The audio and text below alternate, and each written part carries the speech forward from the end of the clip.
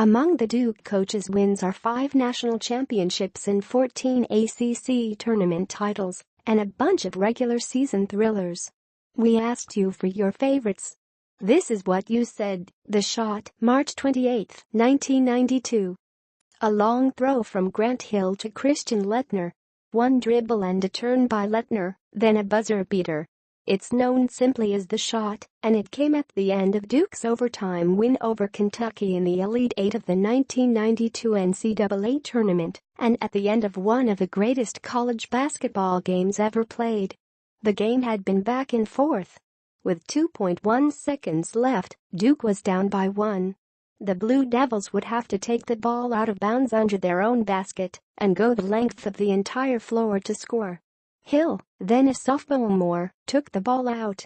He threw the ball with one hand 79 feet down the court, where it landed in the hands of then senior forward Leitner.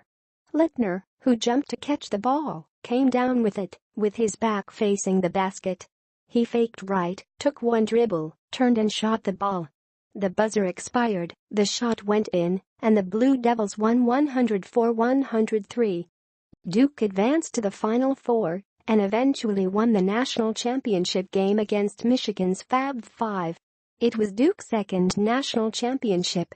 Miracle Minute, January 27, 2001. It was January 27, 2001, and Duke, the number 2 team in the country, was down by 10 points to Maryland with about 1 minute remaining. Then sophomore point guard Jason Williams, who had struggled for most of the game, and the Blue Devils were staging a comeback. Williams dribbled the ball up court, crossed over his defender, and scored on a layup. Now down by 8, Duke forced Maryland to turn the ball over with its full-court trap. The Blue Devils stole the ball, and Williams made a three-pointer, cutting the lead to 5 points. Duke would foul Maryland's Drew Nicholas on the next possession, sending him to the free throw line. Nicholas, who was an 80% free throw shooter that season, missed both of them. Duke's Chris Duhan rebounded the basketball, passed it to Williams, who dribbled up court and scored on another 3. Duke was now down by 2 with 40 seconds left. We just kept chipping away, kept believing, and we felt they would fold. Duke assistant coach Nate James, who was then a fifth-year senior, said Wednesday. Looking back on it, I'm very proud of the way I played and the way the team played for just always sticking together and making it happen. On the next possession, Duke forced another turnover. Mike Dunleavy Jr. missed a 3 that would have given Duke the lead, but James was fouled as he tried to tip the miss in.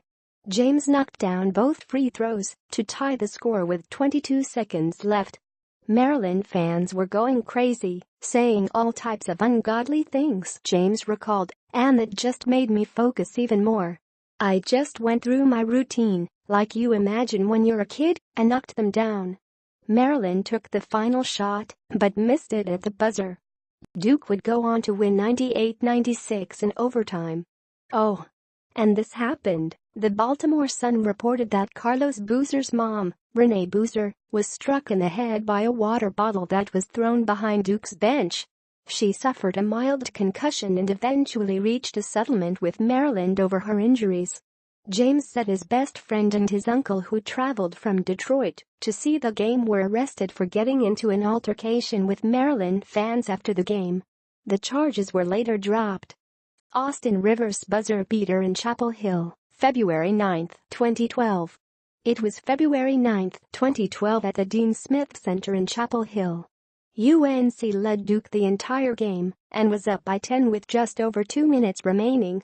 But Duke started the comeback and eventually reduced the lead to 1.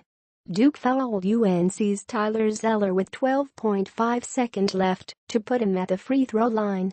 Zeller made the first one, but missed the second, and the UNC led 84-82.